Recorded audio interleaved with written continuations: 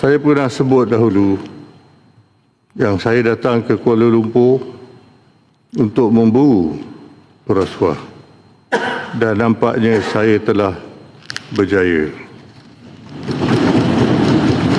Saya amat kecewa apabila berlakunya kes rasuah dalam Angkatan Tentera Malaysia sampai peringkat tertinggi.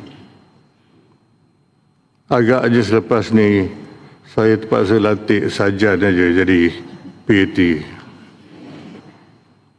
Saya yakin ada ramai lagi di luar sana, sama ada di Jabatan Kastam, Immigration, Polis dan sebagainya, serta termasuk juga yang berada di dalam Dewan yang akan terus diburu sampai jumpa. Amalan rasuah mesti diperangi secara besar-besaran. Rakyat harus menjadi mata-mata dan melaporkan sebarang bentuk jenayah rasuah.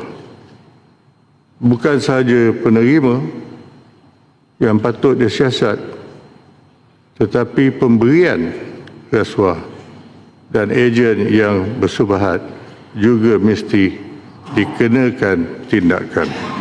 Kepada semua ahli yang berhormat dan pejabat awam, ingatlah bahawa jawatan yang disandang adalah amanah rakyat dan negara.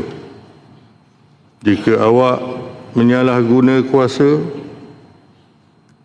menyeleweng dana awam, menerima rasuah atau bersubahat melindungi perasuah, awak adalah pengkhianat negara.